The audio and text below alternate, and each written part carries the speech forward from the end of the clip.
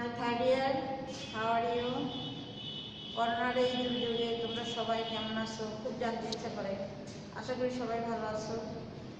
তোমরা এই মুহূর্তে আমরা দুর্যোগ মুহূর্তে সবার সঙ্গে সদ্ভাব রেখে চলাফেরা করব এবং নিজেদের পাঠ্যসূচিটাও আমরা স্টাডি করব, কারণ আমরা তোমরা স্টুডেন্টদের কাজ হচ্ছে লেখাপড়া করা।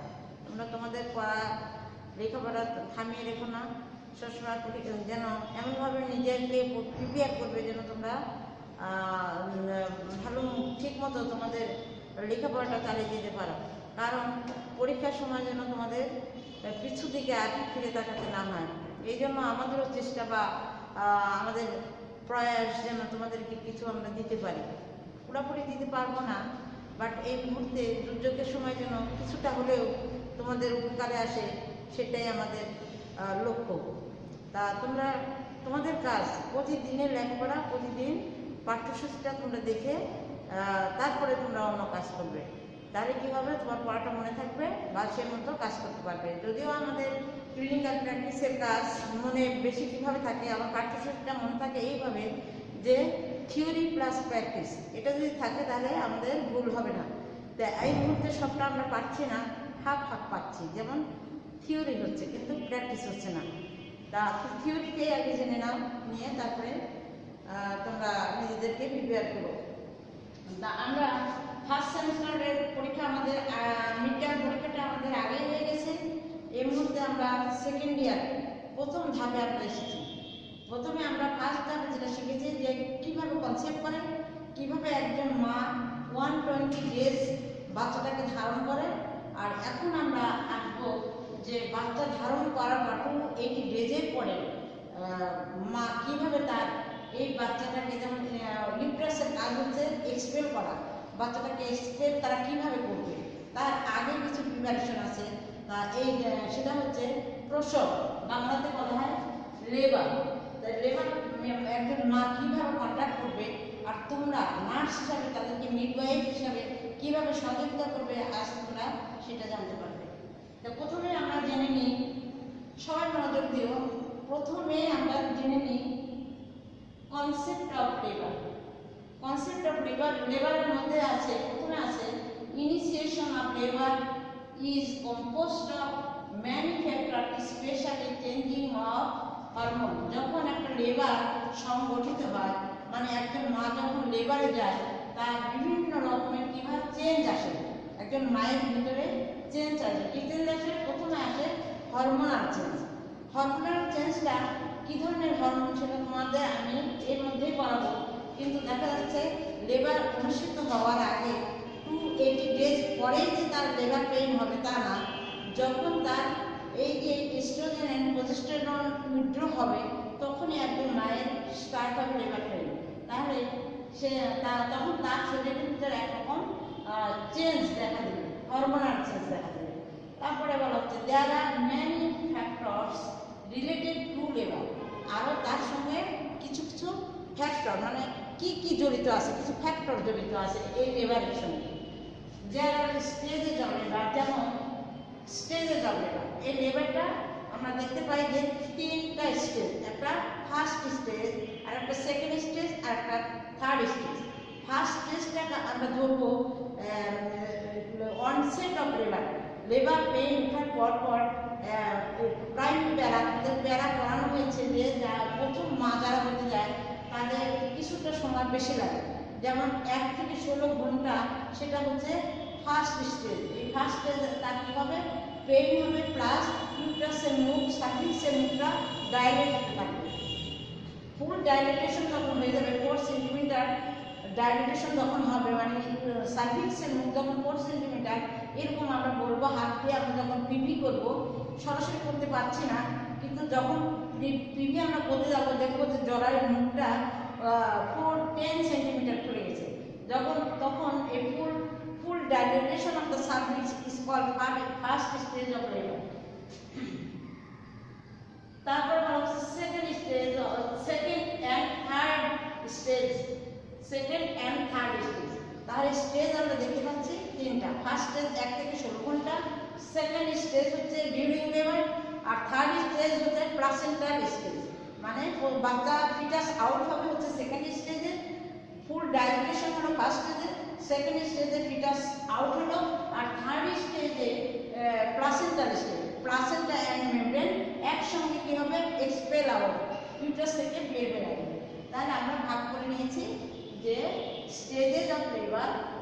এখন অবশ্য বর্তমানে আমাদের থার্ড স্টেজের পরে আরেকটা স্টেজ নতুন তৈরি করা হয়েছে, যে ফোর্থ স্টেজ। ফোর্থ স্টেজে হচ্ছে অবজারভেশন স্টেজ। মায়ের প্লাসেন্টা অ্যান্ড মেমব্রেন আউট হওয়ার পরে আমাদের একটা মাকে মনিটরিং করার জন্য, যে ব্লিডিং হচ্ছে কিনা, মা সুস্থ আছে কিনা, তাকে পর্যবেক্ষণ করার জন্য 10-15 মিনিট আমরা দেখবো, এটাকে আমরা বলবো ফোর্থ স্টেজ। সেটা আমি এখানে দিই, তোমাদের এমনি বুঝাবো, কিন্তু মেইনলি আমরা ধরবো third stage, first stage, second stage and third stage.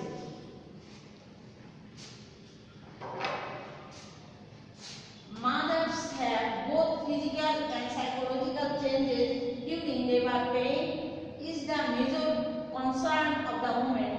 Understanding the mechanism of labor is crucial for nurses to offer intervention to smooth the mother during the labor, knowing how to plot the paragraph. আমরা এই তিনটা স্টেজের ভিতরে একটা paragraph, একটা graph চিত্র আছে, যেটা আমরা ফলো করবো। ফলো করে বলতে লেখা থাকে মায়ের general condition and fetal general condition, তারা নর্মাল আছে না অ্যাবনর্মাল আছে। যখন এই যে ফার্স্ট স্টেজে 16 ঘন্টা যখন পার হয়ে যাবে, এই 16 ঘন্টা পার হওয়ার সময় পার হয়ে গেছে, বা do not expel the foetus and membrane, সেই ক্ষেত্রে আমরা যখন হয়ে যাবে তখন আমরা এই পার্টগুলো ফলো করবো, যে এত ঘন্টা পার হয়ে গেছে, 16 ঘন্টা পার হয়ে গেল, কিন্তু বেবি আউট হয়নি। তখন আমরা কি করবো, ওই পার্টগুলো দেখে আমরা দেখবো যে মায়ের জেনারেল কন্ডিশন কেমন আছে এবং ফিটার জেনারেল কন্ডিশন কেমন আছে, এটা অ্যাসেসমেন্ট করার পরে আমরা পরবর্তী ডিসিশন নেব। সেকেন্ড স্টেজ এখানে বলা হচ্ছে 1 থেকে 2 ঘন্টা বেবি আউট হতে, মানে ফিটাস আউট হতে আমাদের 1 থেকে সেকেন্ড স্টেজ, যেটা বলা হচ্ছে second and third stage.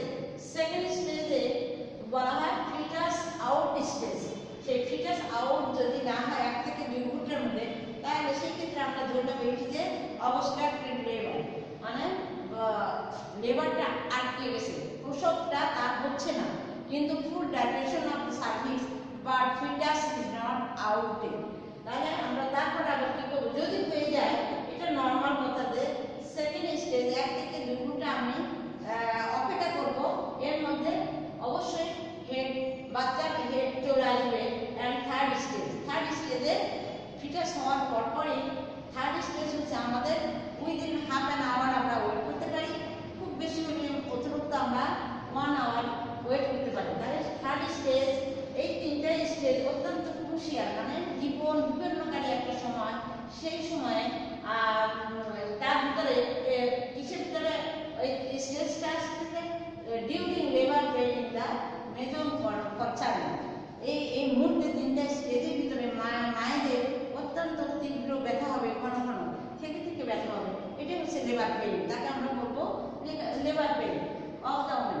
Understanding the mechanism of labour, তাহলে মেকানিজম, এই লেবারটা কেমন ভাবে হয়, বাচ্চা ওই মুহূর্তে কোন কোন পজিশনে আছে, সেটা হচ্ছে mechanism of labour is crucial for nursing. একজন নার্স এই মেকানিজম লেবারটা অবজার্ভ করবে এবং ইন্টারভেনশন দেবে, যে দেখবে যে বাচ্চার হেড কতটুকু আসছে কিংবা আসছে না, বা লেবারটা আমরা একদম নর্মালি করবো না বিচ্ছিন্ন করবো, বা অন্য কোনো উপায়ে আমরা করবো। যদি একদম স্মুথলি হয়ে যায়, কোনো কথা নেই, আর আমরা অবজার্ভ করবো, একজন নার্স ইন্টারভেনশন দিবে যে কিভাবে এই লেবারটাকে রিসিভ করবে, এই লেবার পেইনকে রিসিভ করবে, বা বাচ্চার মুভমেন্টটা রিসিভ করবে, এবং মাকে কি সাপোর্ট দিবে। তাহলে তোমাদের অনেক জায়গায় তো তোমরা you were student, you are observe the labour ward, how to confirm the labour in the labouring ward. তাহলে লেবার ওয়ার্ডে তোমরা এখন ডেলিভারি কন্ডাক্ট করবে না, তোমরা আগে তোমাদের দেখে নিতে হবে যে লেবার কীভাবে কন্ডাক্ট করছে একজন সিনিয়র স্টাফ নার্স। তাহলে সিনিয়র স্টাফ নার্সকে তুমি হেল্প করতে পারো যে কীভাবে করবে, যে একটা অক্সিজেশনে একটা স্যালাইন দিতে হবে, তুমি দ্রুত গতিতে অর্ডার দেখে নেবে, নিয়ে ইঞ্জেকশনটা দেখে নেবে, দেখে নিয়ে কত অ্যাম্পোল কতটুকু স্যালাইনের মধ্যে এগুলো দেখে নিয়ে তোমার কাজ হচ্ছে এটা স্টার্ট করবে। আর লেবার করার জন্য কে থাকবে, সিনিয়র স্টাফ নার্স থাকবে। তা বলা হচ্ছে যে মাদার ডিউরিং দ্য লেবার, এই ডিউরিং লেবার পিরিয়ডের সময় একজন মা যখন প্রসব করে তখন তার জীবন বিপন্ন অবস্থায় থাকে এবং সে খুবই খুবই উদ্বিগ্ন থাকে। তাহলে সেই ক্ষেত্রে আমাদের দায়িত্ব হচ্ছে তাকে সাপোর্ট দেওয়া, নর্মালি স্মুথলি ডেলিভারি করা, knowing how to plot the পার্টোগ্রাফ। তাহলে আমরা কিসের মাধ্যমে জানবো, পার্টোগ্রাফ স্টার্ট করে দিয়ে তার মধ্যে কখন মা টাইম টু টাইম কেমন হচ্ছে সেটা আমরা লিখে দেবো। তাহলে এই পড়াটা আমরা আরেকবার দেখলাম যে initiation of labor is composed of many factors, especially changing of hormones. There are many factors related to labor. লিখে নাও সবাই। The three stages of labor are the first stage, the second and third stage. Mother have both physical and psychological changes during labor pain. Is the major concern of the woman. একদম মহিলার জন্য এটা খুবই অনেক বেশি কি during the labor pain, the major concern of the woman অনেক গুরুত্বপূর্ণ আর কি। Understanding the mechanism of labor is crucial for nurses for after intervention to smooth the mother during the labor, knowing how to plot the pathograph. আমি pathograph কিভাবে তৈরি করব, মা সুস্থ আছে না অসুস্থ আছে, বাচ্চা সুস্থ আছে না অসুস্থ আছে, এটা এই পার্টোগ্রাফটা দেখে, গ্রাফ একটা চিত্র, এই চিত্রের মাধ্যমে আমরা দেখে দেখে কাজ করবো। আর এই চিত্রটা দেখা আমি কি করবো, অ্যাসেসমেন্ট করবো মাকে টাইম টু টাইম আমরা অ্যাসেসমেন্ট করে দেখবো যে কীভাবে অ্যাবডোমিনাল অ্যাসেসমেন্ট করবো, পিপি এক্সামিনেশন করবো এবং পেইন মেকানিজম অফ পেইনটা আমরা অবজার্ভ করে নির্ধারণ করবো যে মা কেমন আছে। এবার তোমরা লিখে নাও, initiation of labour. Labour is a phenomenon that depends on complicated interaction. Phenomenon মানে এটা একটা কি ফিনোমেনন, অর্থাৎ এটা জেনারেশন বাই জেনারেশন একটা স্বাভাবিক একটা মুহূর্ত। লেবার ইজ এ ফিনোমেনন একটা ন্যাচারাল বিষয় that depends on complicated interaction. যদিও আমাদের ন্যাচারাল সময়, তারপরে এটা একটা complicated action between the foetus and mother, মা এবং তার সন্তান, তাদের জন্য একটা কি ইন্টারাকশন, কমপ্লিকেটেড ইন্টারাকশন। ধরুন যে বাচ্চা আসতে একটু দেরি হচ্ছে, সেই মুহূর্তে দেখা যাচ্ছে বাচ্চাটা অ্যাসফিক্সিয়া হয়ে গেছে, মানে শ্বাসকষ্ট খুব বেশি দেরি হয়ে গেছে, 16 ঘন্টা পার হয়ে গেছে, মেমব্রেন রাপচার হয়ে গেছে এবং কি হবে তখন বাচ্চাটা হতে দেরি হচ্ছে, সেজন্য মায়ের জন্য কমপ্লিকেটেড, বাচ্চার জন্য কমপ্লিকেটেড। এই জন্য বলা হচ্ছে complicated interaction between the foetus and mother. মা এবং বাচ্চা দুজনেরই একটা জটিলতাপূর্ণ সময়। Factor believe to be influential in the onset of labor or genetic control. That is influential in the onset of labor. Onset মানে যখন থেকে লেবার পেইন শুরু হবে তখন কি হবে, কিছু কিছু factor believe to be influential in the onset of labor। আমাদের বিশ্বাস করতে হবে যে এই যে ব্যথাটা, লেবার পেইনটা যুগে যুগে হয়েছে, মায়েদের হয়েছে, বোনদের হয়েছে এবং এখন তার শুরু হয়েছে। কে বুঝাবে এটা? তার ফ্যামিলি বুঝাবে যে এটা কোনো ব্যাপার না, এটা স্বাভাবিক একটা কিছু, এটা ন্যাচারাল জিনিস এবং হবে, আবার এই ব্যথাটা ভালো হয়ে যাবে, মেয়েকে সাপোর্ট দিতে হবে। সেই জন্য আমরা বলবো যা জেনেটিক কন্ট্রোল মানে নিজেদের কেউ কেউ এই ব্যথাটাকে সহ্য করতে পারে, কেউ কেউ খুবই চিৎকার করে, মা বাবা করে এই ঘর থেকে বের হয়ে যাচ্ছে, আমি মরে যাবো, এরকম কিন্তু করতে থাকে। তাহলে আমার দায়িত্ব থাকবে হচ্ছে সাপোর্ট দেওয়া, আমরা সাপোর্ট দেবো এবং তার গার্জিয়ান যার সঙ্গে থাকবে তারাও সাপোর্ট দেবে না, এরকম হয়। কিন্তু অত করা যাবে না, এই কথা ভেবে যদি আমরা আগের থেকেই আমরা এই উমেনকে প্রিপেয়ার করতে পারি তখন সে তোমাকে সহযোগিতা করবে। কিন্তু যদি কোনো কন্ট্রোল না করে থাকি তাহলে কিন্তু সেই মা সহ্য করতে পারে না, তখন চিল্লাচিল্লি এবং পেইন্টি হয়ে গেল। সেই জন্য বলতে হবে এটা জেনেটিক, মানে কি বংশানুক্রমে সবারই এরকম হয়ে থাকে। সেই জন্য এই কথাটা মনে করে ওনাকে এই ব্যথাকে কন্ট্রোল করে, মানে কেউ চিৎকার করে কেউ করে না, কিন্তু চিৎকার যে করবে এটাই স্বাভাবিক, কারণ অত্যন্ত চরম ব্যথা হবে। তারপরে মায়ের স্ট্রেস, মায়ের একটা স্ট্রেস সিচুয়েশন শুরু হয়ে যায়, যে সে এই হাঁপাচ্ছে, এই মারা যাচ্ছে, এরকম একটা ভাব করবে। ইনক্রিজ ইস্ট্রোজেন কেন করবে? Increase oestrogen level, progesterone withdraw, progesterone উঠে যাবে এবং বেড়ে যাবে। কি বেড়ে যাবে? আমাদের ব্লাড সার্কুলেশন বেড়ে যাবে, প্রজেস্টেরন চলে গেলে যখন এটা উঠে যাবে আর চলে যাবে তখন কি হবে? মায়ের ব্যথাটা তীব্র ব্যথা শুরু হয়ে যাবে। অক্সিটোসিন সেন্সিটিভিটি যেমন হবে না, অক্সিটোসিন দিলে পরে যে ব্যথাটা শুরু হয়, আর্টিফিশিয়াল ব্যথার জন্য আমরা অক্সিটোসিন দিয়ে থাকি। কোনো মায়ের ব্যথা উঠে আবার ব্যথাটা কমে গেল তখন আমরা অক্সিটোসিন ইউজ করবো, মানে তার কাজ হচ্ছে সেন্সিটিভিটি। তখন তার গায়ের ভিতরে একটা জ্বালা শুরু হয়ে যায় এবং পেইন শুরু হয়ে যায়। তারপরে part of prostaglandin and fetal and membrane factors, তার সাথে আরেকটা কি ফ্যাক্টর থাকবে? প্রোস্টাগ্ল্যান্ডিন অ্যান্ড ফিটাল, মানে বাচ্চা অ্যান্ড মেমব্রেন, বাচ্চার সাথে আরেকটা থাকে ইউটারাসের ভিতরে একটা মেমব্রেন, এই মেমব্রেনের ভিতরে বাচ্চা অবস্থান করে। আর ছোট্ট কয়েকটা পয়েন্ট, যেমন ফ্যাক্টর রিলেটেড টু লেবার, এই লেবার যখন শুরু হবে তখন আমাদের কোন কোন ফ্যাক্টরগুলো কাজ করবে। আমরা আবার আমাদের বেসনে ফিরে আসি। তোমরা আজকে খুব বেশি মনে হয় নোট তোমাদের দেওয়া হয়ে গেল, তারপরে তোমরা একটু পড়বে বাইরের পাশায় বসে বসে। এখন আমি লেবারের আগে জেনে নিছি আমরা লেবার কি, ইনিশিয়েশনের লেবার কি। এখন জানবো যে এই লেবারের সঙ্গে কোন কোন পয়েন্টগুলো জড়িত। There are 5 factors of labor. আমরা দেখতে পাচ্ছি যে এখানে ফ্যাক্টরসগুলো হচ্ছে লেবার হওয়ার সময় 5টা ফ্যাক্টর কাজ করবে। Number 1 passenger, passenger means foetus, passenger যে আসছে মায়ের কাছ থেকে যে পৃথিবীর বুকে আসছে তাকে আমরা বলবো passenger. Number 2 passage, passage passage অর্থাৎ যেখান দিয়ে বাচ্চাটা নর্মালি পৃথিবীতে আসবে। নাম্বার 3 পাওয়ার, পাওয়ার মানে কি? পেইন, পেইন তার আছে কিনা, পেইনটা একটা পাওয়ার, পেইনের জন্য এই পাওয়ারের জোরে বাচ্চাটা চলে আসবে, পেইনের ধাক্কা লেগে বাচ্চাটা চলে ভূমিষ্ঠ হবে। তারপরে নাম্বার 4 সাইকোসোশ্যাল, সাইকোসোশ্যাল মানে সামাজিক একটা অবস্থা, মানে সে কোন জায়গায়, সাইকোসোশ্যাল বলতে সে কি হসপিটালে ডেলিভারি হচ্ছে না হোম ডেলিভারি হচ্ছে। হোম ডেলিভারিকে আমরা বলবো ডোমিসিলারি ডেলিভারি, আর একটা হচ্ছে হসপিটাল ডেলিভারি। সাইকোসোশ্যালটা তার কেমন, আভ্যন্তরীণ না ভিতরে বাইরে হসপিটালে।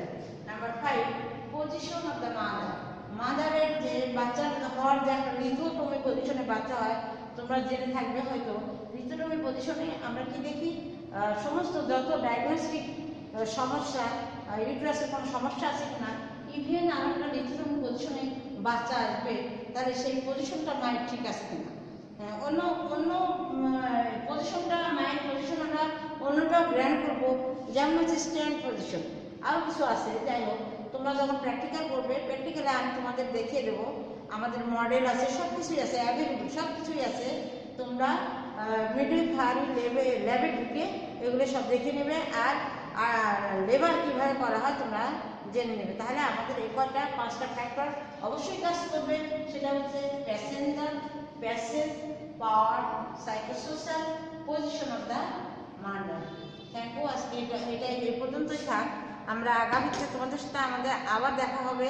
তোমরা প্রিপারেশন নেবে যে এই পড়াটা কমপ্লিট করে আমাকে প্রশ্ন করার জন্য। আমি আশা করি ফোনে তোমরা আমাকে প্রশ্ন করবে। Thank you.